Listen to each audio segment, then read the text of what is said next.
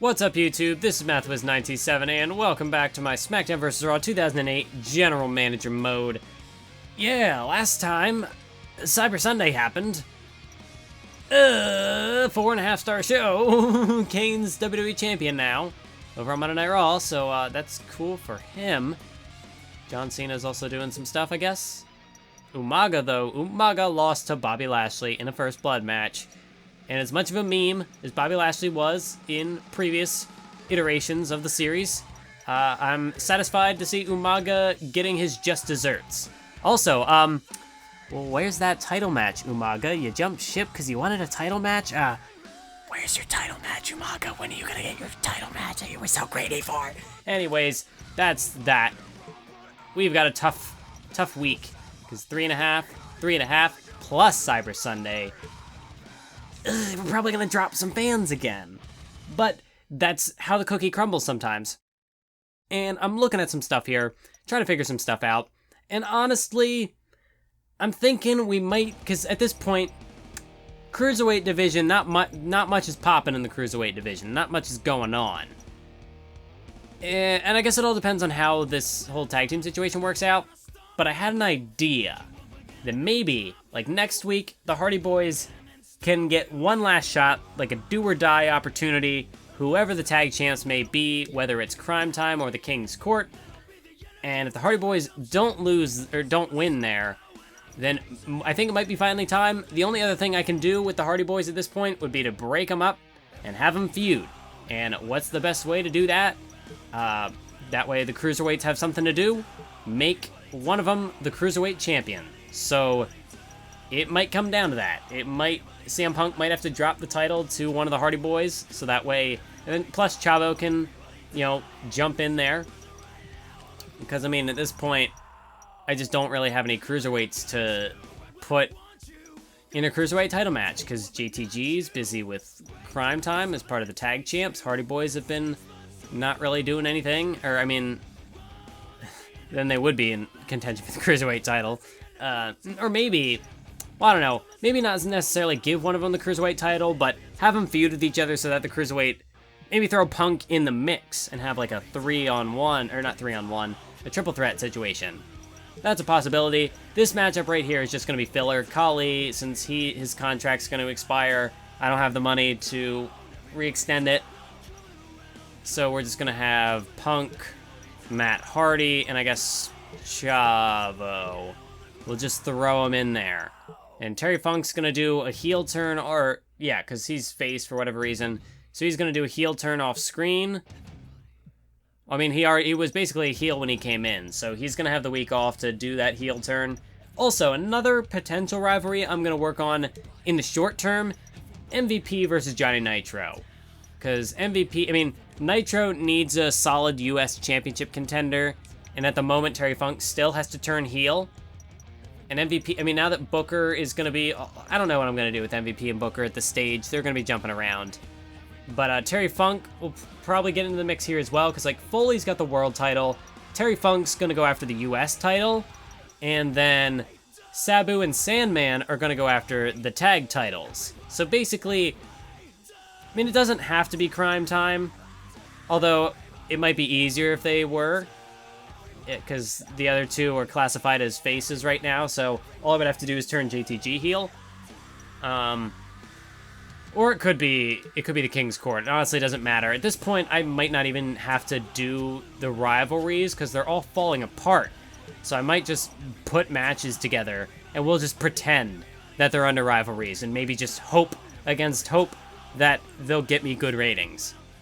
But Cryme Tyme, they had the big invitational. They beat the Hardy Boys. They beat Carlito and Masters. They might defeat the King's Court here. And if they do, well, then you got Sabu and Sandman right there. So, like, if we do the rematch with the Hardy Boys, the do or die, or maybe just kill it off right there. No more for the Hardy Boys. And then after that, we just jump into it right here. So maybe, like, Survivor Series, we get no, we're not going to have a match on Survivor Series, a spare match to make that work. So that's probably a no, but yeah, have something like that to plan for going forward.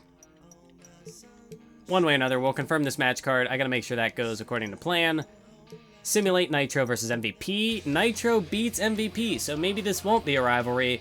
Maybe I'll jump straight into Funk versus Nitro. I don't know, but MVP is looking a little potentially in some dire straits there. This matchup basically needs to happen off screen. Because, I mean, Booker doesn't really deserve a world title match. He's only getting it because he's he's throwing a hissy fit. So Sabu and Sandman defeated Carlito and Masters, thus securing a potential title match in the future against whoever. Do I risk a simulation? Okay, it worked. It worked. So now I don't have to fudge that match myself. It just happened. And hopefully, I don't want to say luckily because I'm going to jinx myself. Hopefully, I'll be able to re-sign Kali and get that working. So yeah, I will. Oh, this is a hardcore match. I'll probably just play both. Maybe. Yeah, I guess I'll play both. So let's start with a tag title match, and we'll go from there. Yo, yo, yo, yo! The Cryme Tyme are not making their entrance just yet, but here are their challengers. It's Finlay and William Regal. It's the King's Court. Although, I never really did get the opportunity to pair them up with King Booker in many situations. Like, they've had a couple of matches together, but the whole King's Court faction aspect of it hasn't completely worked out just yet. Although, depending on what goes down with this ECW invasion, perhaps the King's Court could be the saviors that will save SmackDown from the ECW legend invasion. Perhaps. Maybe. Because if Foley takes the world title, you could have Booker jump up there. Maybe MVP turns... Maybe we get maybe after feuding for so long, maybe somehow there's a gap bridge there. So MVP joins back up with Cryme Tyme and... oh wait, that doesn't work. I'm getting all confused. King's Court or not Cryme Tyme. But, you know, maybe we could get something there. Like, have King's Court go after the tag titles, Booker for the world title, somebody else for the U.S. I don't know. This is still a work in progress. We're going to figure out how this situation will play out in the coming weeks. We'll figure it out.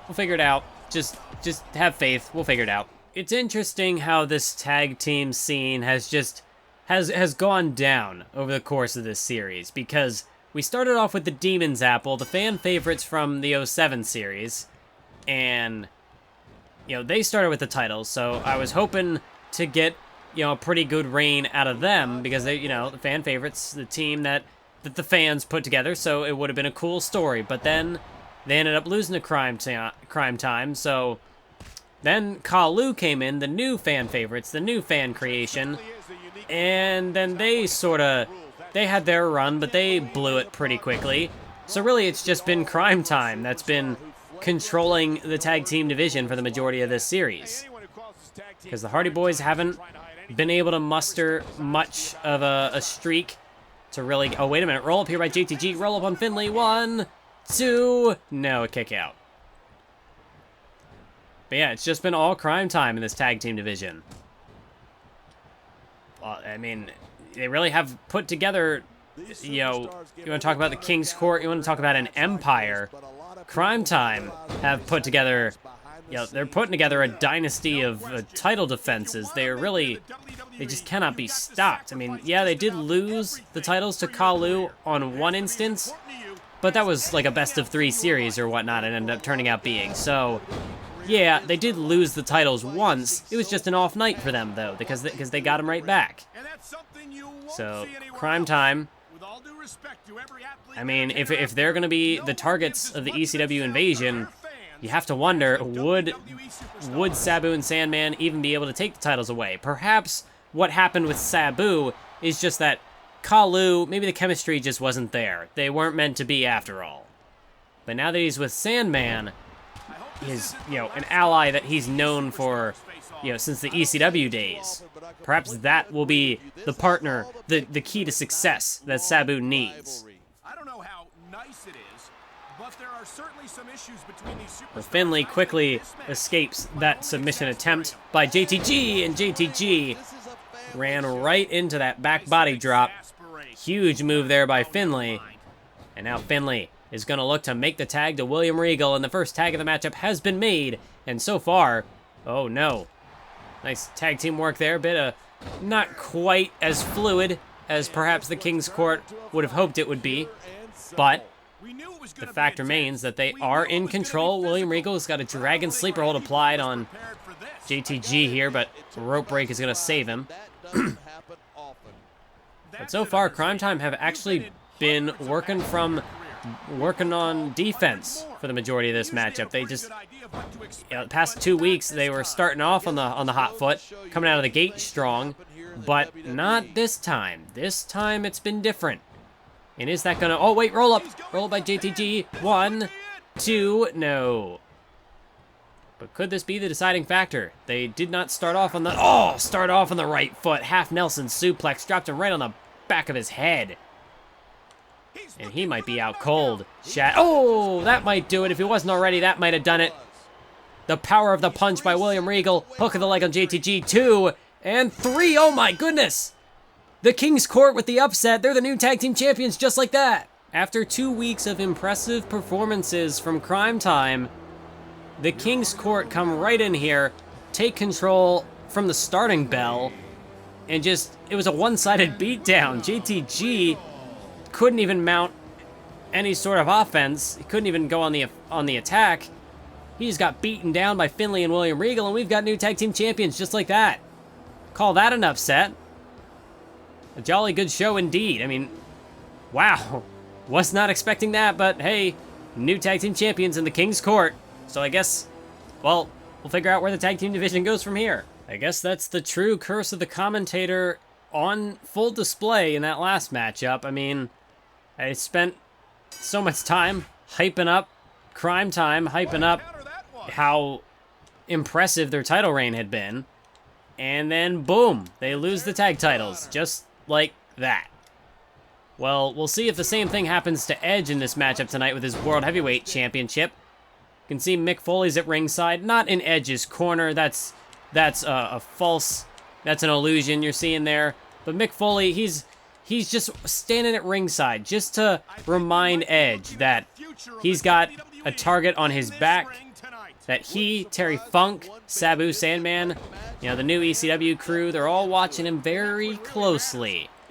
So he might have to defend against King Booker tonight, but Edge, he should be aware that he's got enemies on all sides. So before, whereas he had Umaga coming straight for him, a freight train, but it was right in front of him, Edge knew exactly what he was dealing with, where his enemy was coming from, what he was going to be getting hit with ECW, or not ECW, with these guys, the Hardcore Legends. Edge just, he doesn't know where they're all going to come from, who he's going to face on what night, who he's going to have to contend with. Mick Foley, Sabu Sandman, Terry Funk, who's it going to be, where they're going to come from. Edge doesn't know. He's going to be disoriented for the foreseeable future as long as he's got these guys coming after him. Is he going to be able to focus on King Booker tonight? Is he going to be able to, you know, retain his title tonight when his head's not really in the game? Well, right now, he's going back on the offensive. He took a bit of a beating there from Booker, but Edge is turning things around slowly but surely. He picks him up to his feet, went for a drop kick, but Booker sidestepped. Now Edge, he could be thinking suplex here. He's got Booker up there. Oh, and drops him right over that top rope. A huge move delivered by Edge. And now he's got Booker, and this time gonna plant him with an inverted suplex in the center of the ring. Edge is bringing the fight to King Booker right now. Booker is on the back foot. Edge has got him up on his shoulders. Could be looking, no, this time it's countered. That time King Booker had the counter to the vertical suplex, delivered one of his own. And now Booker's got a hold of the Rated R Superstar. Edge could be in trouble. Booker delivers the trifecta of knee lifts, takes him down with a scoop slam. And Booker now building a full head of steam. He's sizing him up, measuring him, knee right to the face. And the King is starting to get into a groove here. Oh, but not for long. Edge doing whatever it takes by any means necessary bringing himself back into this matchup. And of course, it is a hardcore matchup. No disqualification, so anything goes. And you can see that is going to come into fruition right now. Booker with the steel chair. Oh no. But Edge caught the chair, tossed it to Booker, and kicked him straight in the face. Oh no. Oh no. Edge is sending a direct message to Mick Foley. This is what you're in for. Oh God. Oh my God, he might have crushed Booker's throat. The stomp with the chair might have just crushed his windpipe. No, wait. Booker is trying to dodge, but he can't go on the offensive, is what I would say if he hadn't just countered that move. Oh, and Booker, no. You can see Booker's off his game. Booker tried to hit him with the chair. Tried to take a shot on Edge with, you know, on his own. Get his own chair shot in there, but that didn't quite work out for him. Oh, no, no, no, no, no. Edge still isn't done. Edge now measuring his fall. Gonna crush his foot, his ankle in the chair this time. I mean, Edge is sending a direct message, a hell of a message to Mick Foley. He's saying, you know what, you're gonna come at me and bring your cronies? Well, this is what I've got in store for you. He's now boot to the midsection. Booker's in trouble. Booker's out. Execution. And mercifully, Edge can go for the cover, put an end to this matchup. Hook of the leg on Booker. 1, 2, 3. Edge retains the world title and sends a hell of a message to the ECW crew. It's a shame we can't get Tommy Dreamer because he's the ECW GM, so we can't use him as well, but Edge. A tremendous message sent to Mick Foley and the hardcore legends. He is not going to back down from a fight just because they're playing the mind games, they're playing the numbers game. Edge, he's not afraid. He's unfazed. He will still continue to fight on as the champion of SmackDown, the World Heavyweight Champion. He will take on any and all challengers at any place, at any time. That works. That is good enough. All right, On Time by AM Conspiracy. That wasn't a very good. That didn't work as well. Wasn't much of a transition. All right, but let's go ahead. Let's pick up Kali. Hurry. Don't simulate a day, because if you do that, someone else will pick them up. But luckily, they do give you that day to swoop in and pick them up. So that's cool. Sabu wants a title shot. Let's just make sure. Yeah, he's got a week, and he wants that contract renegotiation, so I'm going to give it to him while I can. Means we've got him for 11 weeks now. Now, the thing with Snitsky, how is he going to factor into this? Like, we got the ECW invasion. Snitsky came in first, but then he got injured. So, is Snitsky gonna join up with the legends? Is he gonna join the ECW invasion? Should he? Should he not? We'll figure that one out. Although his popularity's dropping because he's been injured, so that's unfortunate, but we'll make do. I want to see. They probably don't get injured on the other shows. Ha! Well, definitely not. No fatigue whatsoever. Glad to know that they don't have to deal. I mean, like, they'll get fatigue a little bit every now and then, but, like, Cena didn't get injured. Nothing with how high his fatigue was, and they put him right in action the next week. Whatever. Whatever. So yeah, wait, what's he now? Thanks for the rest. Oh, great, so he's still got this. We didn't even fix this. I can't book you on the show, you moron. You're injured. The game won't let me. Thanks for the recent crowd put. Oh, right, because you won the titles. I was like, why did they get a boost? Oh, yeah. They're the tag champs now. That's going to be interesting for how that's going to affect my, you know, little tag team roulette, whatever I was calling it, whatever we just did. Not a bad show, 3.5 stars, so hanging in there. But against Raw's Cyber Sunday, I don't think we're going to be doing super hot. Yeah, I fixed Kali. I fixed Booker. I gave him his title shot. Fan support. We dropped only 20,000, which isn't bad, but at the same time, we dropped 20,000. We're not gaining any ground. Yeah, but you know what? It'll take time. We're working the storylines. We're building it up. So because Bret Hart lost the WWE title, Edge is able to go back up to number 1 for now. We're not going to have that huge run that we had for a while there. We're not going to be able to recapture that, unfortunately. But we can try. So we got Nitro at 6. Cryme Tyme, yeah, they took a pretty significant hit in their loss. Oh, yeah. Oh, yeah, we really could do, like, a Battle Royal type matchup or something and put the four ECW guys in there. We might only have one match on the Cyber Sunday or Survivor Series card, and it's in Canada. It could be Edge versus the World in Canada for the world title. That might be a cool idea. We'll revisit that later. Let's keep checking this out. So Punk moved up. Cryme Tyme, yeah, they went down. MVP down. Kali up. And yeah, new tag team champions, so they're only climbing up a little bit. Not super high up in the rankings. Snitsky will be jumping back on here next week, so that's cool. We can start to hype up his return. But yeah, Hardy Boys, Carlito Masters, they're down at the bottom. I think the Hardy Boys might be in for, like, cruiserweight action. They might just have to feud against each other with CM Punk in the mix. Either way, things are looking super interesting for the future of SmackDown. We got this big storyline coming up. Still kind of hanging in there in the ratings. Maybe we can turn things around with this big invasion storyline. But we'll find that out in the coming episodes. Thank you for joining me, and I will catch you next time.